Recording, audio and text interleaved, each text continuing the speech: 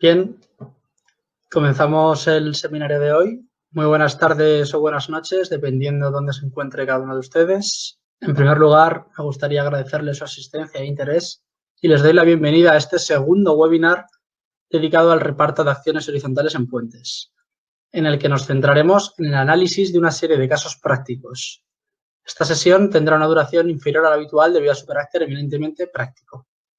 Como siempre, durante las sesiones que hemos compartido en este periodo de pandemia sanitaria, les queremos trasladar un mensaje de ánimo y moral de victoria para mantener nuestro compromiso y responsabilidad mientras prosigan las medidas de distanciamiento social. Reitero, mucha fuerza y mucho ánimo para todos y muchas gracias por su asistencia. Me presento, soy Javier Abad Remiro, ingeniero civil especializado en cálculo estructural por la Universidad de Zaragoza y la Universidad Politécnica de Madrid. Colaboro en la formación y consultoría de estructuras de la empresa Civil Studio. Civil Studio es una empresa de Barcelona, España, formada por ingenieros civiles calculistas que llevan más de 25 años desarrollando software para el diseño y cálculo estructural aplicado básicamente a las infraestructuras viales. Civil Studio es un programa que desarrolla y resuelve los cálculos y tipologías más habituales en el trabajo diario y cotidiano del ingeniero estructural. Análisis seccional, vigas, muros, pasos inferiores, pilas, estribos, tableros y, en definitiva, puentes completos. Pero cada uno de estos elementos o estructuras se resuelven con un carácter específico gracias al enfoque modular adoptado. Es decir, existe un módulo específico para cada tipología estructural que permite diseñar, analizar y obtener todos los documentos de salida del elemento que se esté proyectando. Las memorias, mediciones, planos, incluyendo el despiece de hierros, y archivos para la metodología BIM. Al final del seminario procederemos a sortear una licencia gratis de uno de los módulos del software, concretamente el módulo sección compuesta entre todos los asistentes a los que agradecemos nuevamente su asistencia e interés. Además de colaborar en la formación y consultoría de Civil Studio, soy también jefe de proyecto de la empresa de ingeniería Imagina. Imagina nació a finales de 2004 como una empresa consultora de ingeniería civil, con especial énfasis en el ámbito de la ingeniería estructural. De hecho, Imagina fue creada principalmente para imaginar, diseñar, proyectar y ejecutar estructuras de todo tipo, ya fueran industriales, de infraestructuras o de edificación. La experiencia adquirida previamente en el diseño y ejecución de estructuras prefabricadas complejas de cualquier registro fue aplicándose progresivamente al resto de tipologías y materiales disponibles. El empleo indistinto de soluciones de hormigón, metálicas, mixtas o híbridas nos ha permitido resolver multitud de problemas, por muy complejos que hayan sido. Pueden ver un resumen de algunos de nuestros trabajos en nuestra página web www.imgn.es. Quiero aprovechar la ocasión para recordarles, como hemos hecho en las sesiones anteriores, que la colaboración entre Civil Studio e Imagina está permitiendo la creación de un importante conjunto de seminarios virtuales, tanto de carácter práctico como el de hoy, como de carácter teórico, en el que se va a intentar cubrir la práctica totalidad de temas que entendemos resultan de gran interés para cualquier ingeniero o proyectista estructural. Iremos anunciando la celebración de estos cursos a través del correo electrónico, newsletter y las distintas redes sociales. Os animamos a que nos solicitéis que preparemos webinars de temas de los que estéis interesados. Con gusto responderemos y plantearemos la realización de dichos webinars.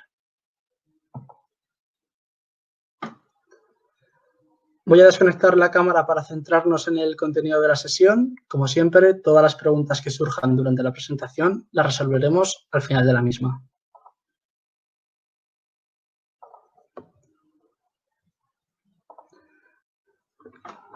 Bien, el objetivo del webinar de hoy es estudiar, mediante la resolución de una serie de casos prácticos, cómo podemos afectar al reparto de acciones horizontales con las herramientas que disponemos los ingenieros proyectistas de puentes. De este modo, la estructura de la presentación se va a agrupar en tres bloques que paso a enumerar a continuación. En primer lugar, introduciremos la materia que vamos a tratar, intentando explicar con precisión cuál es el objetivo principal y cómo vamos a desarrollar la sesión. A continuación, analizaremos una serie de casos prácticos de puentes, en los que compararemos la respuesta de dichos puentes frente a la modificación de algunos parámetros que ya comentamos en la sesión que tuvimos hace 2 semanas. Por último, extraeremos las conclusiones obtenidas tras la realización de estos supuestos prácticos.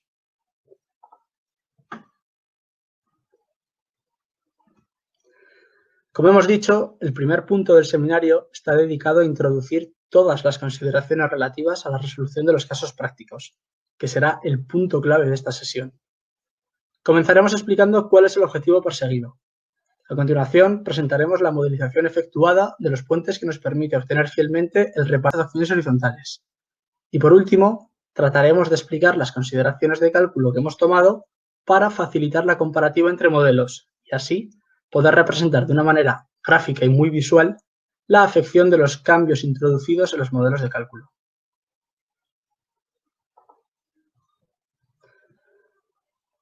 El objeto de la sesión de hoy es estudiar cómo afectan en el reparto de acciones horizontales en puentes la consideración de diferentes elementos constituyentes del puente. Realizaremos un análisis comparativo de las estructuras frente a modificaciones en algunas de las características del puente, observando cómo afecta a la mencionada distribución de acciones horizontales. En definitiva, buscamos instruir al proyectista en las posibilidades que tiene para actuar frente a este reparto de acciones horizontales, dotándole de las herramientas básicas para que pueda dirigir este reparto de acciones horizontales de modo que sea lo más conveniente, bien sean por necesidades del servicio, como pueden ser limitaciones de movimientos o necesidades geotécnicas, etc.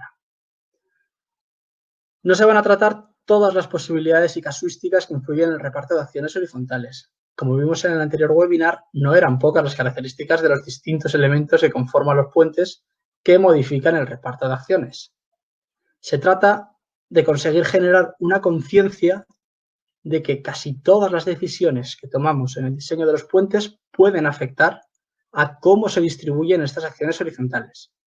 Además, como veremos más adelante, la respuesta de un puente frente a acciones en estado de límite último no siempre es igual que frente a acciones accidentales de carácter sísmico.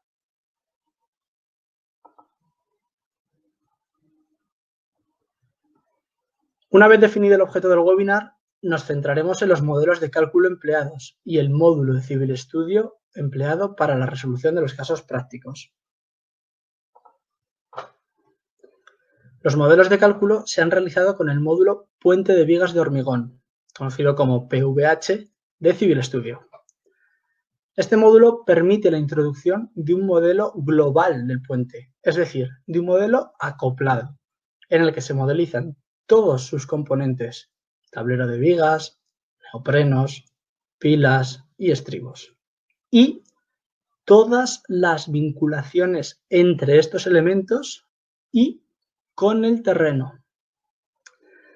No queremos dejar de insistir en la importancia de la consideración de un modelo acoplado para la resolución de un problema global. No se puede resolver de manera correcta, y lo que es peor, sin saber si estamos del lado de la seguridad, si no introducimos las relaciones existentes entre todos los elementos de la estructura y, por supuesto, el terreno.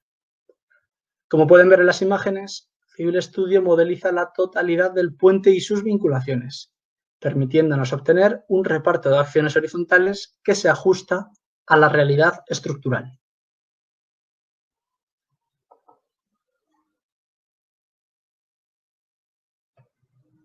Para concluir esta primera parte introductoria, explicaremos las consideraciones de cálculo que hemos tomado para tratar de exponer el problema y la resolución de los casos planteados de un modo didáctico. Si queremos ser más quirúrgicos en la obtención de resultados, Civil Studio nos permite obtener todas las reacciones, desplazamientos y giros para cada situación de cálculo, pero la cantidad de datos ofrecida nos impediría plasmar el comportamiento de las estructuras de un modo visual, ya que lo que buscamos es explicar el comportamiento global de los puentes frente al reparto de acciones horizontales en función de determinados cambios en el diseño de los puentes. Como decíamos, no debemos perder el objetivo de la sesión.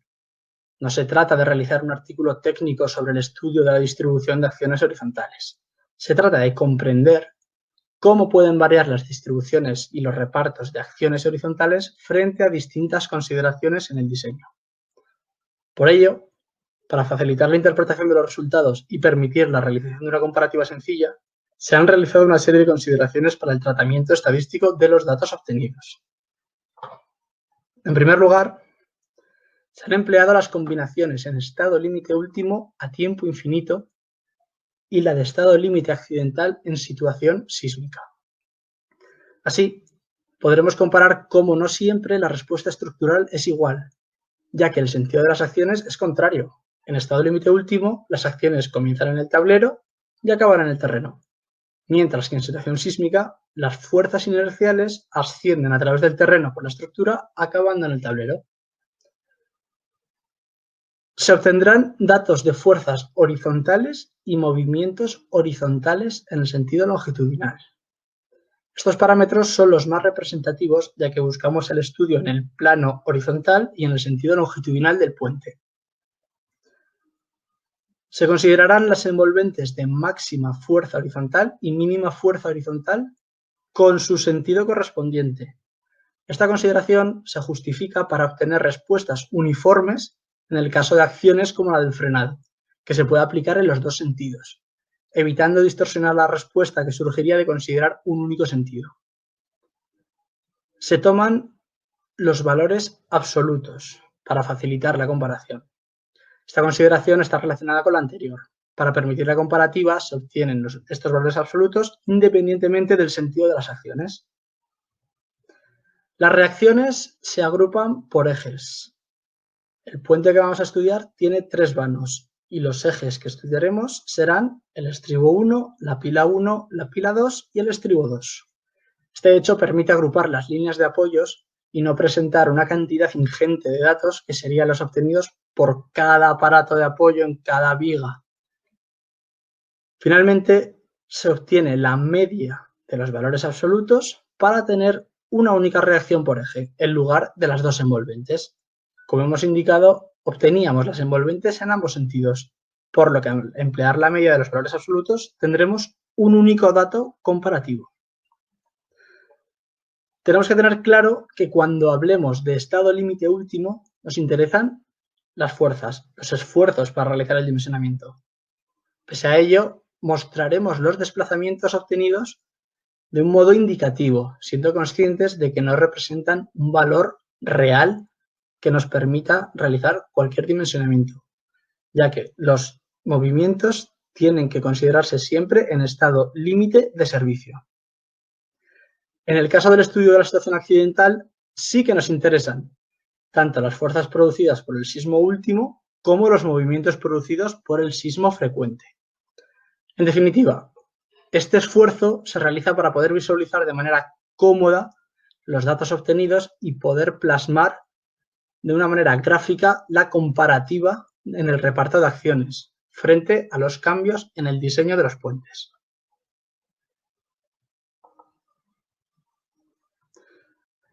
El objetivo de esta segunda parte es la resolución de 3 casos prácticos, es decir, de 6 modelos de puentes, en los que se introducen cambios en algún parámetro de diseño para valorar la afección de dicho cambio a la distribución de las acciones horizontales. Se trata, por tanto, del apartado más importante de la sesión de hoy.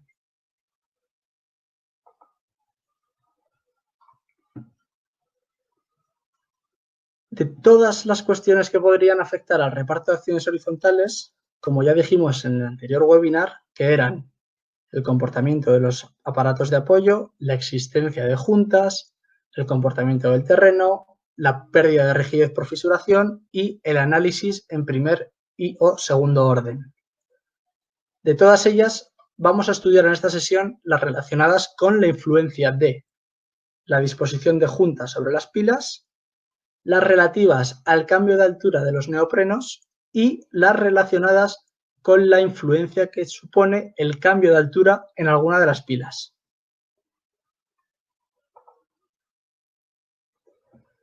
En primer lugar, tenemos que dejar claro que todos los cálculos se desarrollarán sobre un puente tipo, que nos acompañará en todos los casos prácticos. Este puente está formado por 3 vanos iguales de 15 metros, constituido cada vano por 6 vigas doble T y pilas de 10 metros de altura. En el puente tipo solo existen juntas en los estribos. El resto del tablero es continuo. El gráfico tridimensional de este puente tipo se encuentra a la izquierda de vuestras pantallas. Y sobre este puente se introducirán diversas modificaciones para ver cómo cambia la respuesta estructural frente a las acciones horizontales.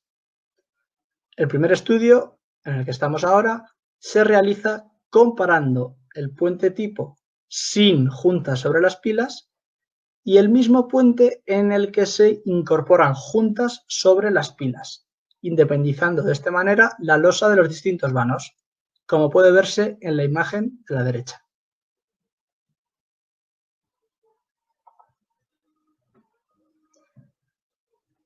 Para la situación de estudio en estado límite último, tenemos representados en la gráfica de la izquierda los valores de las fuerzas longitudinales para el caso del puente con juntas sobre las pilas, en azul, y para el caso del puente sin juntas, de nuestro puente tipo, en color rojo. En lo relativo a las fuerzas, podemos apreciar que en el modelo sin juntas las reacciones son superiores. ¿Por qué? Porque la acción de frenado no se reparte entre los distintos vanos y tiende a concentrarse sobre las pilas. En el caso del puente sin juntas, la rigidez de la unión entre vanos permite un mayor reparto de las acciones horizontales en todos los vanos, obteniéndose un valor inferior y más homogéneo. En la imagen de la derecha se han representado los movimientos, aunque volvemos a incidir que no son representativos a nivel numérico, porque no deben estudiarse en combinación de estado límite último, sino que habría que verificarlos en estado límite de servicio. Sin embargo, sí que puede ser representativa la tendencia y la distribución. Vemos en este caso que el tablero sin juntas, la magnitud de los movimientos es inferior a la que se produce en el tablero con juntas. De nuevo, debido a que la conexión entre vanos aporta mayor rigidez horizontal. En ambos casos, apreciamos que los mayores desplazamientos se producen en los estribos.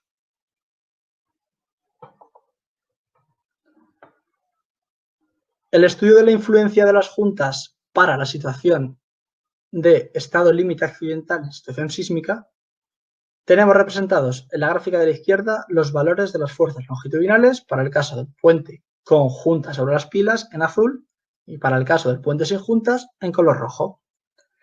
En esta ocasión, la conexión entre vanos que se produce en el puente sin juntas aporta una mayor masa a movilizar en situación sísmica. Este hecho provoca una ligera concentración de fuerzas en los estribos. En el caso con juntas, la independencia de los tableros en su conexión por la losa independiza la acción sísmica procedente de las pilas, logrando una distribución de fuerzas más uniformes entre todos los ejes de apoyo.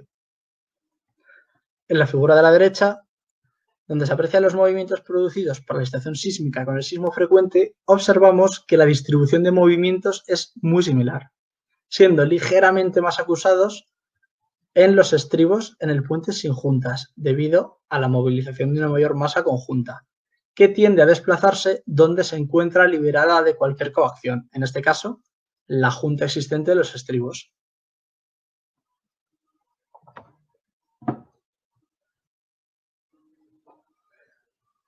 Hemos visto cómo se redistribuían las fuerzas y desplazamientos al añadir juntas sobre las pilas. A continuación, estudiaremos qué influencia tiene la modificación de la altura de los neoprenos. En este caso, aumentaremos la altura de los neoprenos dispuestos en los estribos. De nuevo, tenemos el puente tipo comentado con anterioridad, en el que no existen juntas sobre las pilas y todos sus aparatos de apoyo son 200 por 300 por 52. En este caso, queremos analizar la influencia de la modificación de la altura de los aparatos de apoyo en los estribos, por lo que en el modelo comparativo se modifican únicamente los aparatos de apoyo de los estribos y se colocan unos aparatos 200 por 300 por 85. Es decir, aumentamos la altura de los aparatos de apoyo de los estribos de 5,2 a 8,5 centímetros. De este modo, estudiaremos cómo afecta este hecho, este cambio de altura, en las fuerzas y desplazamientos, tanto en situación de estado límite último como en situación sísmica.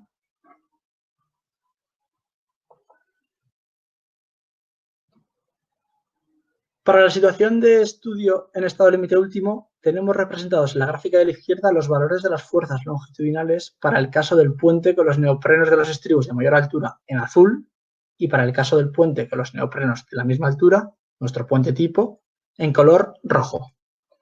En lo relativo a las fuerzas, podemos apreciar en ambos supuestos que las reacciones son prácticamente iguales en todos los ejes, siendo ligeramente más elevadas en las pilas en el puente donde los neoprenos presentan mayor altura en los estribos, debido a la disminución de la rigidez en los mismos. En los desplazamientos, aunque redundamos en la idea de que solo nos sirve como orientación en la distribución de movimientos y no debemos atender a la magnitud de estos al estar representados en un estado que no es de servicio, vemos que en ambos casos los movimientos de mayor magnitud se producen en los estribos y comparten la distribución en los distintos ejes. En el puente con mayor altura de neoprenos en los estribos, los movimientos son de mayor entidad en los estribos.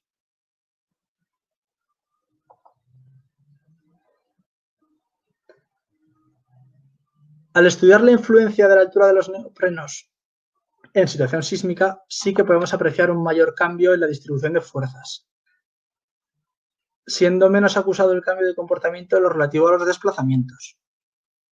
Como hemos introducido al comienzo de la sesión, recordar que un puente generalmente no se va a comportar del mismo modo frente a una acción gravitatoria que frente a una acción sísmica. Y aquí podemos verificar cómo la modificación, en este caso, de la altura de los neoprenos en los estribos, influye en la respuesta frente a acciones horizontales de carácter sísmico. En lo referente a las fuerzas, representadas en la figura de la izquierda, vemos que el puente con los neoprenos de la misma altura, las reacciones son mayores en los estribos que en las pilas. Perdón, en las pilas que en los estribos. En el puente donde la altura de los neoprenos de los estribos es mayor, las fuerzas son mayores en las pilas que los estribos. Es decir, se descargan los estribos para cargar a las pilas.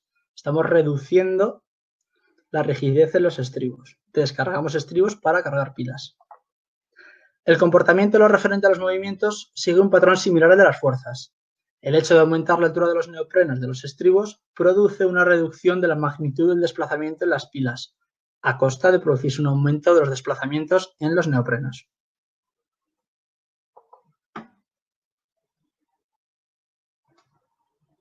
Ya hemos analizado cómo se modifica la distribución de acciones horizontales al variar un aspecto relacionado con el tablero, como han sido las juntas, y un aspecto relacionado con los neoprenos.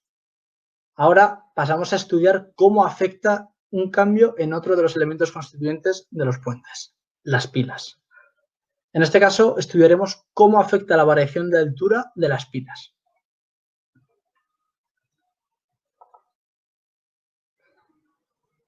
De nuevo, tenemos nuestro puente tipo a la izquierda, sin juntas sobre las pilas y con pilas de 10 metros de altura, las de ambas alineaciones. La comparativa en este caso se realizará modificando las alturas de las pilas. La altura de las pilas de la alineación 1 se ha reducido a un 50% y las pilas de la alineación 2 se ha incrementado un 50%. Todo ello respecto a las pilas del puente tipo, que recordamos eran de 10 metros de altura. Si pudisteis asistir al anterior webinar, ya comentamos qué suponía la reducción de la altura de una de las pilas con respecto a las del resto del puente. Y podremos inferir con los valores que vamos a analizar por qué están prácticamente prohibidos los pilares cortos en edificios localizados en zonas sísmicas.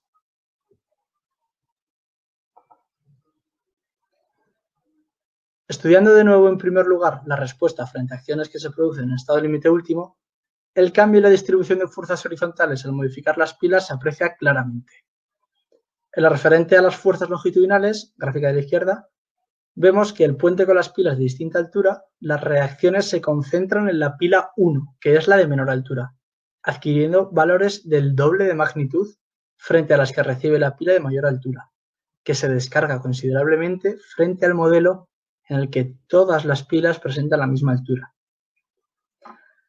El comportamiento deformacional es extrapolable al de las fuerzas, reduciéndose los movimientos en la pila de mayor altura y aumentando estos en la pila de menor altura.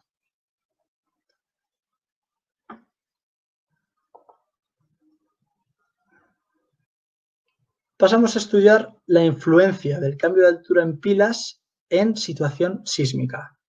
Volvemos a ahondar en que el comportamiento en estado límite último y en situación sísmica no es equiparable, ya sea en la distribución o en la magnitud de los valores. En este caso, apreciamos cómo la pila de menor altura, la pila 1, concentra la mayor reacción horizontal, duplicando el valor obtenido en el puente con las pilas de la misma altura y alcanzando valores hasta 7 veces superiores, al compararlo con la reacción horizontal obtenida en la pila de mayor altura, que se descarga considerablemente. Esta misma redistribución se aprecia en los desplazamientos longitudinales provocados por el sismo. Vemos que los desplazamientos prácticamente se duplican en la pila corta y se reducen a la mitad en la pila de mayor altura.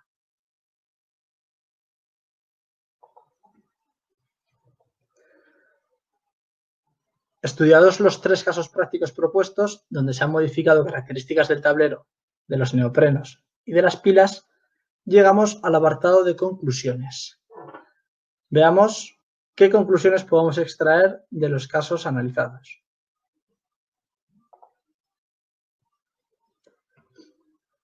La primera conclusión es que no se pueden obtener unas conclusiones generalistas de los modelos empleados, pero sí que podemos inferir cómo ha influido la modificación de los distintos componentes del puente en el reparto de acciones horizontales.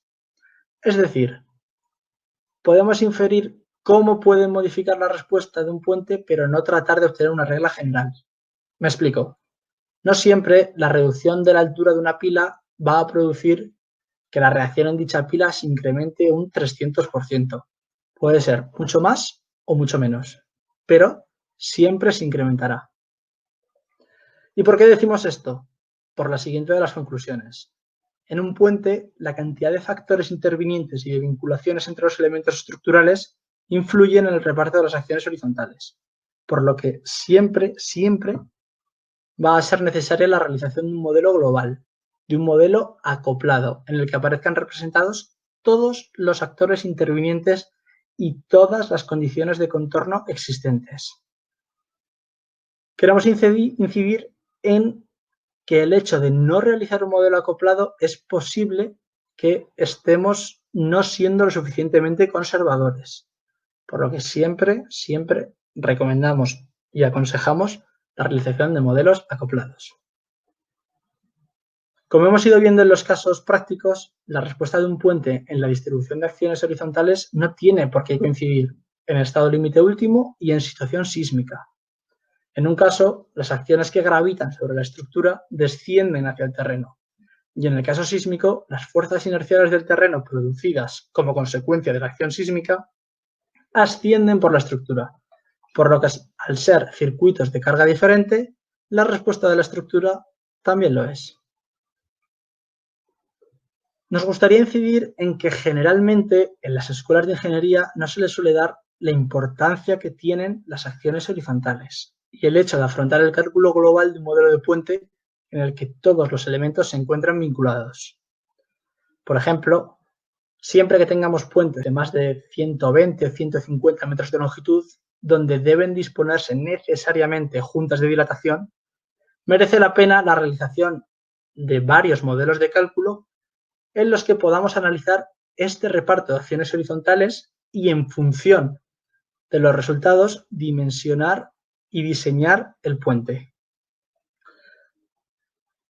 Esto no acaba aquí. En esta sesión hemos analizado algunos de los elementos que conforman los puentes que afectan al reparto de acciones, pero debemos ser conscientes de que existen más casuísticas, como por ejemplo la posibilidad de fisuración de las pilas, que modificaría su inercia, la aparición de pilas muy esbeltas que obligan a la realización de un análisis no lineal, el agotamiento de un neopreno, la colocación de teflón en los aparatos de apoyo, cualquier cambio en las condiciones de contorno del puente pueden afectar, y de hecho afectan, a la distribución de acciones horizontales.